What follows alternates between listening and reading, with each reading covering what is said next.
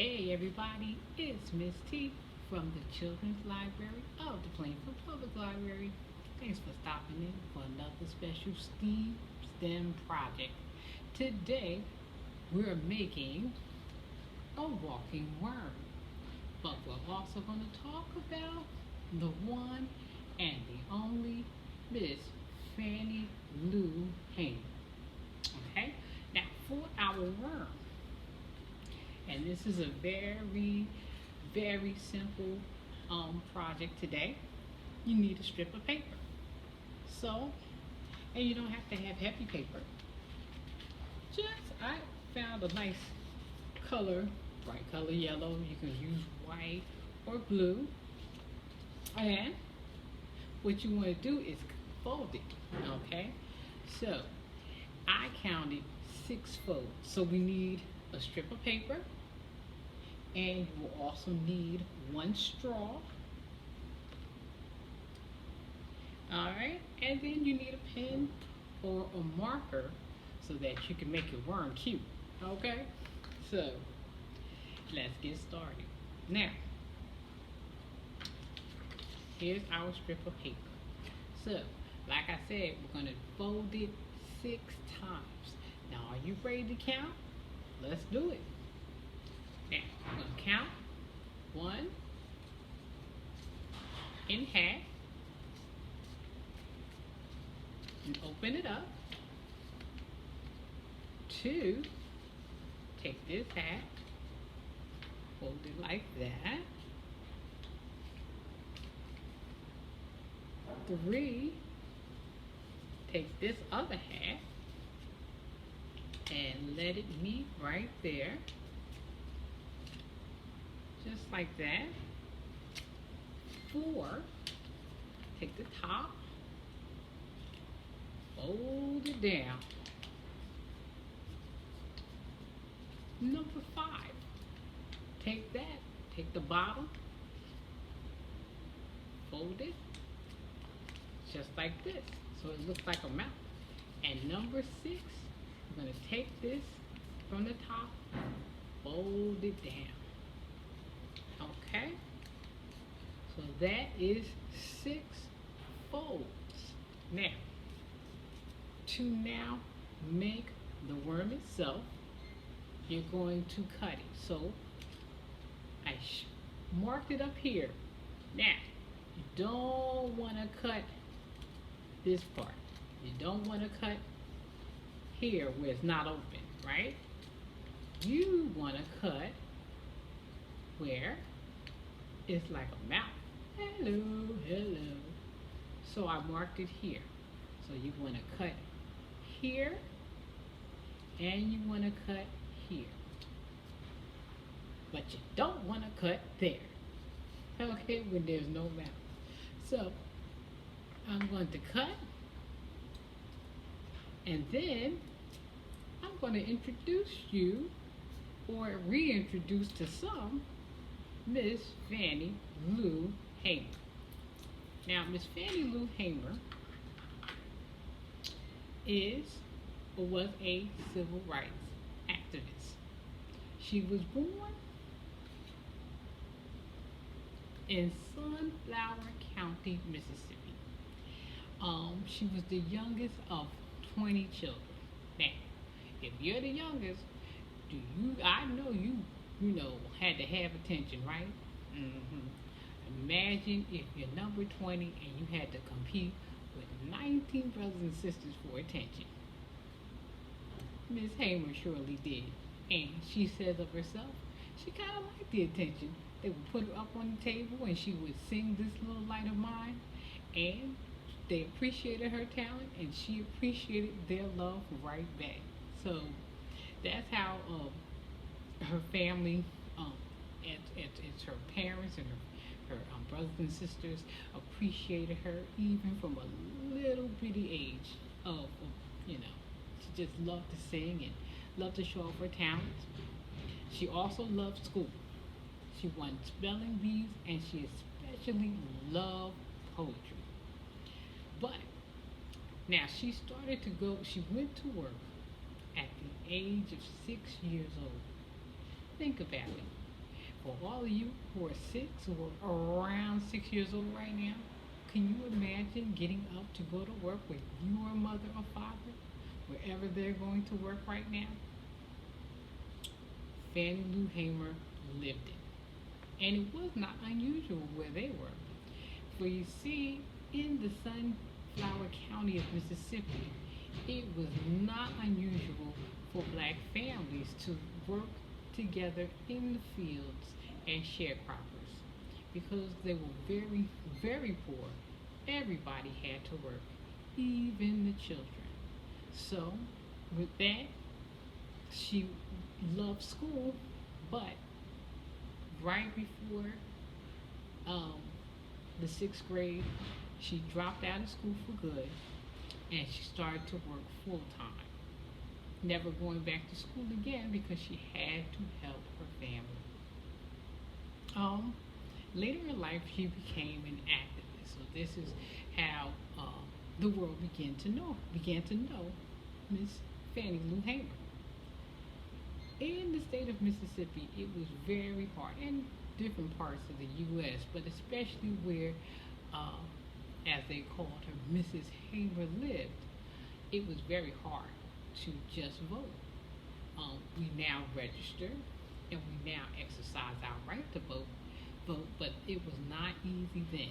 Even if you registered to vote, they wanted you to take tests or pay money, and when you're poor and when you don't have a lot of education, all of those obstacles make it impossible. And that was the point, make it impossible for you to vote. But Mrs. Hamer tried and persevered, and she was able to vote. But bigger than that, there were those who did not want her to vote, and thus her life was in constant danger. So becoming an activist in Mississippi was not glamorous work at all. In fact, she lost her job, she lost her home, her life was threatened several times. She faced abuse at the hands of those who did not want her to speak out. Okay, and she also had to move several times because her life was in constant danger. Now, all of this did not deter Mrs. Hamer from the work that she wanted to do. She also ran for public office. Now, some dismissed her because of her looks and her education, because they didn't feel that she had the look of a politician. She didn't have the talk of an educated politician. But that did not stop her either. Now, beyond her activism, she was a mother. She had 2 daughters, and she helped to start a Head Start school for preschoolers in her area. So I know many of you may be familiar with Head Start. Many of the parents might have heard of it. We have Head Starts right here. So Mrs. Hamer helped to found a Head Start program in her area.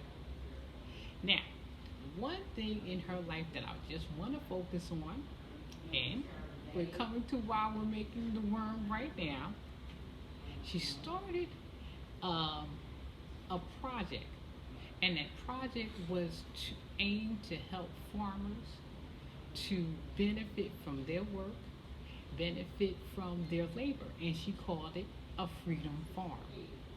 It was ran by many, and the purpose was to grow food so they can feed themselves, they can grow crops to sell, and raise animals also to sell for money.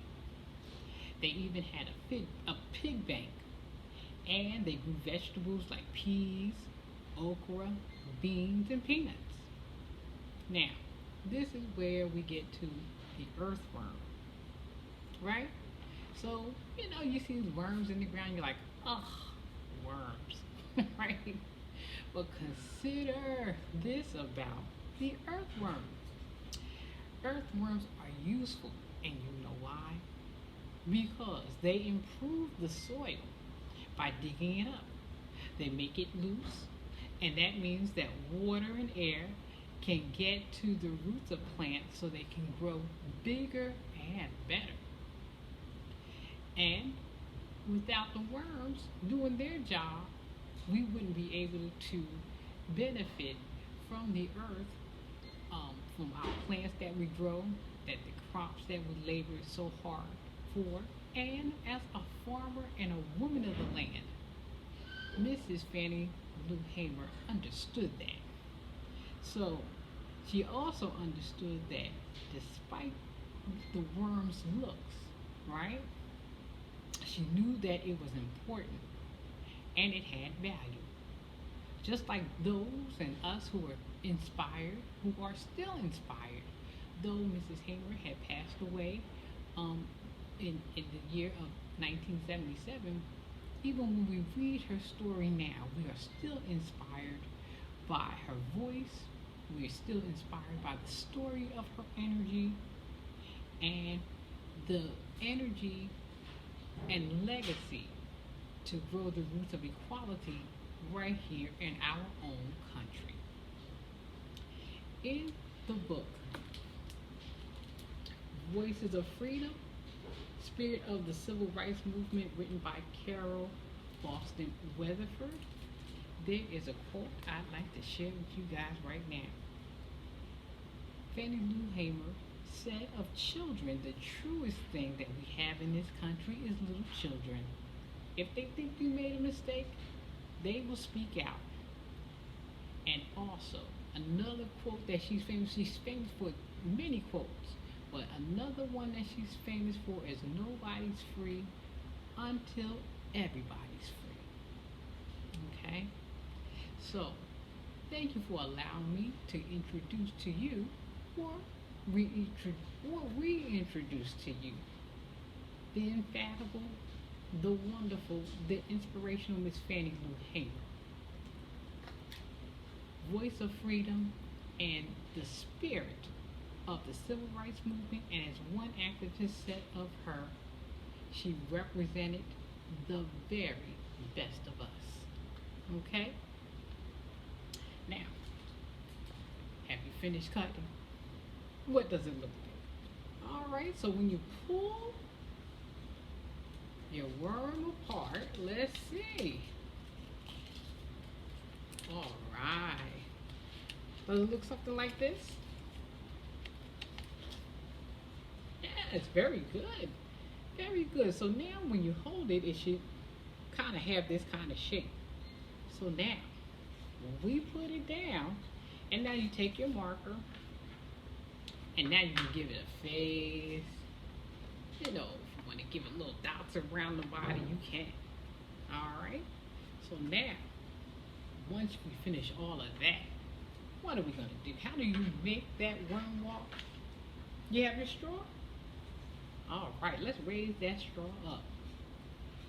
Are we ready to make our worm walk? Okay, let's do it. And I'm going to set mine up right here. Give our worm some room. And let's go.